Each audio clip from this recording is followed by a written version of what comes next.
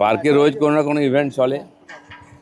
Jhalmuri specially হলো, ঝালমুড়ির উপরে গান হয়েছে, সেটা রিলিজ হলো ভিডিও অডিও, সে উপলক্ষে বিশেষভাবে ঝালমুড়ি খাওয়া হলো আজকে। দাদা, প্রত্যেক গানেরই একটা টার্গেট অডিয়েন্স থাকে, মানে এটা কি ভেবে গাওয়া এবং কাদের জন্য গাওয়া? দেখুন, যে গান লেখে সে গান লিখেছে, সে ঠিক করেছে আমি গাওয়া উচিত, আমাকে দিয়ে গাইয়েছে, আমি চেষ্টা করছি গায়ক হওয়ার। মাননীয় প্রধানমন্ত্রী পশ্চিমবাংলায় এসে ঝালমুড়ি খেয়ে গেলেন, এত পপুলার হয়ে গেছে। তো যেটা পপুলার হয় সেটা সব জায়গায় তাকে নিয়ে অনেক কিছুই হয়। তো ঝালমুড়ি পপুলার হয়েছে, ইলেকশনে ইস্যু হয়ে গেছে, সেই নিয়ে একটা গান হওয়ার দরকার ছিল, সেটাও হলো। দাদা, গতকাল আমরা একটা দেখলাম কলকাতায় মিছিলের ডাক দিল এসএফআই। তাদের মিছিলের অনুমতি না পেয়ে সেখানে ককরোচ জনতা পার্টি যুক্ত হলো, আরও অনেকে যুক্ত হলো এবং সেই মিছিল শেষ পর্যন্ত সংবাদ মাধ্যমের উপর আক্রমণের মিছিল হয়ে গেল। কি বলবেন? না, আপনারা জেনে রাখুন এরা কারা, যারা এই ধরনের উৎপাত করছে। তারা নেপালের গল্প বলছে, তারা পাকিস্তানের গল্প বলছে, কাশ্মীর আলাদা কথা। তো সেই যে একটা চেইন আছে না সব জায়গায়, ভারতের বিরুদ্ধে, ভারতকে ভাগ করার চক্রান্তের সঙ্গে যারা, বিদেশের সঙ্গে যুক্ত যারা, সেই ফেসগুলোই সামনে চলে আসে, সেই স্লোগান চলে আসে। একই জিনিস বহু বছর ধরে নরেন্দ্র মোদী প্রধানমন্ত্রী হওয়ার পর থেকে তিনি যেভাবে এই উগ্রপন্থীদের টাইট করেছেন, বিচ্ছিন্নতাবাদীদের টাইট করেছেন, তারা এখন শেষ নিঃশ্বাস নিচ্ছে। তো এরকম কোনো না কোনো ইস্যুকে সামনে নিয়ে মাঝে মধ্যে উৎপাত করে, মিডিয়াতে কিছুদিন থাকে, এর বেশি এর কোনো প্রভাব সমাজে নাই। এবং ওরা যা করেছে, মিডিয়াকে অ্যাটাক করছে, সাধারণ মানুষ, পুলিশকে অ্যাটাক করছে, তো মানুষ এতে খুবই ক্ষুব্ধ। কোনো রাজনৈতিক লাভ পাবে না। আমরা দেখেছি যাদবপুর ইউনিভার্সিটি এরকম একটা আইল্যান্ড আছে এখানে, যেখানে কিছু এই ধরনের লোক দেশের বিরুদ্ধে স্লোগান দেয়, ভারত তেরে টুকরে হোঙ্গে ইনশাআল্লাহ, কেরল কি আজাদি, বাঙ্গাল কি আজাদি, এইসব স্লোগান আমরা দেখেছি। কিন্তু তাদের অস্তিত্বটা কোথায় আছে? রাজনীতিতে কোথাও অস্তিত্ব নাই। এরা অতি বামপন্থী সারা বিশ্ব জুড়ে কিছু কিছু মানুষ থাকে, কারো বোড়ে হয়ে তারা কাজ করে।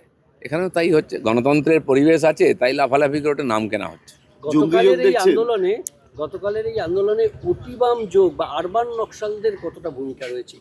সবই আছে, রাতারাতি তো বোঝা যায় না, ধীরে ধীরে এক্সপোজ হবে। আর এদের অ্যাক্টিভিটিটা মিলে যাচ্ছে, এদের স্লোগান মিলে যাচ্ছে, এদের কাজ করার ঢং, ঘুরে ফিরে সরকার নরেন্দ্র মোদীকে টার্গেট করা, বোঝাই যাচ্ছে এরা ওই এদিক ওদিক দুটোই আছে। আর আমরা এই মিছিলে দেখলাম জাতীয় পতাকা উল্টোভাবে ধরে তারা জাতীয় পতাকা নিচ্ছে, কিন্তু সেটা এরা তো উল্টো পথে যাত্রী, কোনোদিন জাতীয় পতাকাকে সম্মান করেনি, জাতীয় সঙ্গীতকে সম্মান করেনি, এই রাষ্ট্রের পরম্পরা সংস্কৃতি মহাপুরুষদের সম্মান করেনি। তো সেই জন্য ভেগ নিতে গেলে তো হয় না, কখনো কখনো বেরিয়ে পড়ে। মহিলা সাংবাদিকদের উপর যেভাবে আক্রমণ হয়েছে, কি বলবেন যে সরকারের কতটা পদক্ষেপ? আমরা দিল্লিতে দেখতাম, দিল্লি ইউনিভার্সিটিতে বা জেএনইউতে এই ধরনের উৎপাত হতো, সেখানে ড্রাগ খেয়ে, গাঁজা খেয়ে, মদ খেয়ে রাত জেগে হুজ্জুতি করা হতো গান লাগিয়ে। সেটা আজকে মুক্ত হয়েছে, স্বামী বিবেকানন্দের স্ট্যাচু হয়ে গেছে। এখন শেষ লড়াই ছিল পশ্চিমবাংলায়, আমরা বারবার বলেছি, রাজনৈতিক পরিবর্তন হয়েছে। এসব পরিবর্তন হঠাৎ বিপ্লবী হওয়ার যে নেশা কিছু লোকের মধ্যে আছে, আর কিছু লোক এই সরল সিধা স্টুডেন্টদের সামনে সবসময় ব্যবহার করে এসছে, তাদেরকেও এক্সপোজ করতে হবে এবং বিচ্ছিন্ন করতে হবে সমাজ থেকে।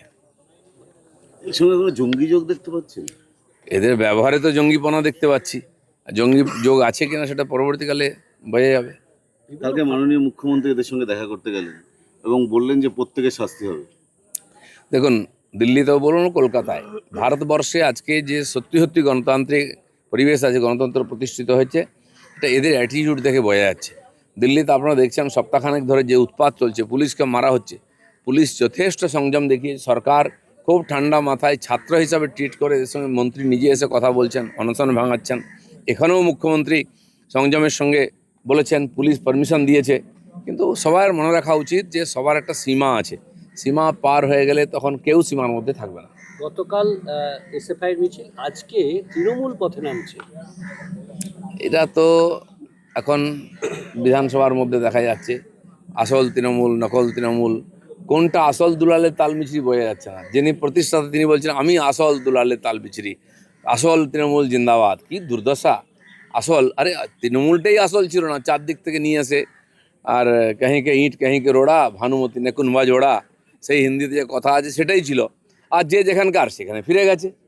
এটা আমি বলছি না, মাননীয় সুব্রত মুখার্জি বলতেন যে পার্টি নয় এটা, আমরা প্ল্যাটফর্মে সবাই দাঁড়িয়ে আছি, যেদিক থেকে গাড়ি এসেছে সেদিকে সে চলে যাবে। আর যে যে যার চলে গেছে, ওই আঁটি আর পড়ে আছে। যেন এই ধরনের চালাকি যখন সিদ্ধান্তহীনতায় মানুষ ভুগে বা অপশাসন হয়, মানুষ বিভ্রান্ত হয়ে গিয়ে কোনো না কোনো একটা শক্তিকে চেঞ্জ নিয়ে আসে, আর তার ফলে জনগণের সমস্যা বাড়ে, যেটা পশ্চিমবাংলায় হয়েছে। তারা আবার পরিবর্তন করেছেন। দিল্লিতে আপ পার্টি হয়েছিল, তারও দেখলেন দুর্দশা। আজ শেষ পাঞ্জাব থেকে লোক নিয়ে আসছে, দিল্লিতে লোক নাই। এখানেও ঠিক তাই হয়েছে, এদের অস্তিত্ব সংকট। মমতা ব্যানার্জি গায়ে মানে না, আপনি মোড়ল, তিনি দিল্লি থেকে ভাষণ দেবেন। এই যে দুর্দশা, এটা মানুষের সামনে আরও পরিষ্কার হয়ে যাচ্ছে।